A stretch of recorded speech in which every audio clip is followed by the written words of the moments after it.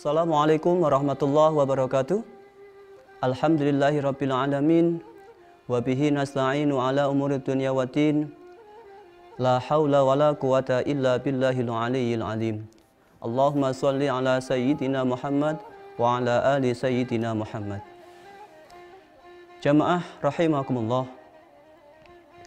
Puji syukur alhamdulillahirabbil alamin, kita bertemu kembali dalam kultum kajian pada saat ini.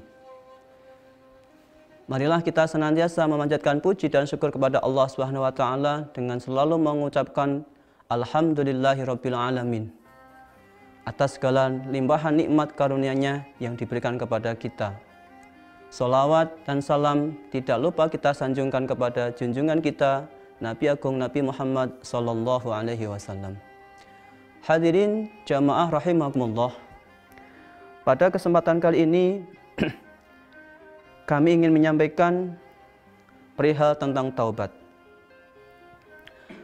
Rasulullah sallallahu alaihi wasallam, kullu bani adama khata'un wa khairul khata'una at-tawwabun.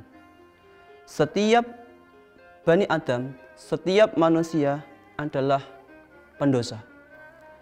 Dan sebaik-baiknya orang yang berbuat salah atau orang yang pendosa adalah yang mau bertaubat.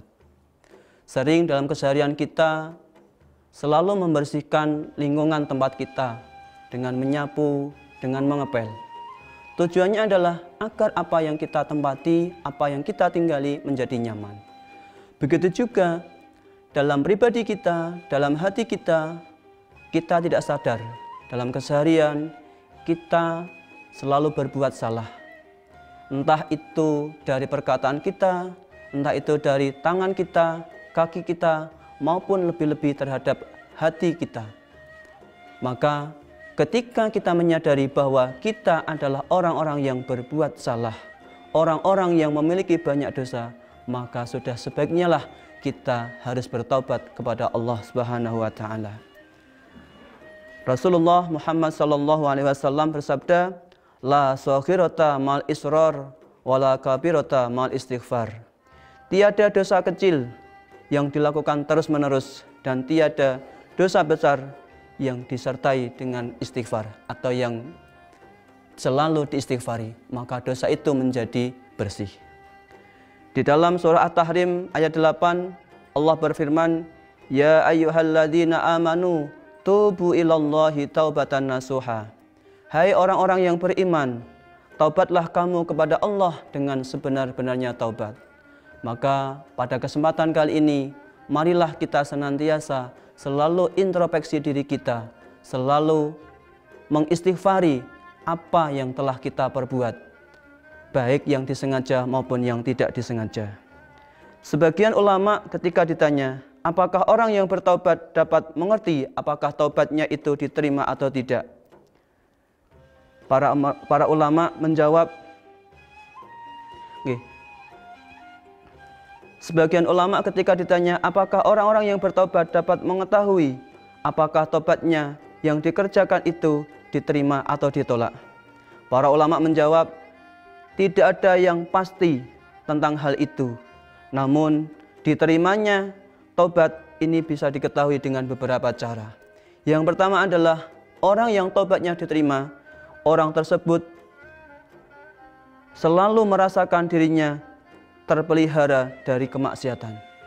Jadi orang-orang ketika ciri-ciri orang yang taubatnya diterima adalah dia merasa bahwa dirinya selalu terpelihara dari perbuatan maksiat. Yang kedua, orang yang taubatnya diterima adalah kesenangannya dan kegembiraannya melakukan maksiat menjadi lenyap di dalam hatinya. Tidak ada kesukaan lagi untuk melakukan kesalahan-kesalahan yang pernah dia perbuat. Dan ciri yang berikutnya adalah dia selalu menjaga lisannya.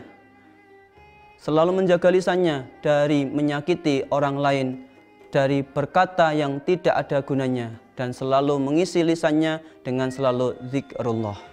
Dan yang terakhir adalah orang-orang yang taubatnya diterima adalah hatinya selalu sibuk dengan hal-hal yang difardukan atau yang diwajibkan oleh Allah atas dirinya.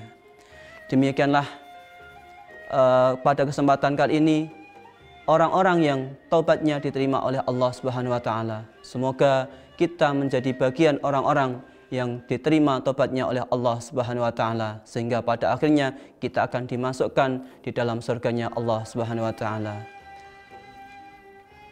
Saya cukupkan sekian. Assalamualaikum warahmatullahi wabarakatuh.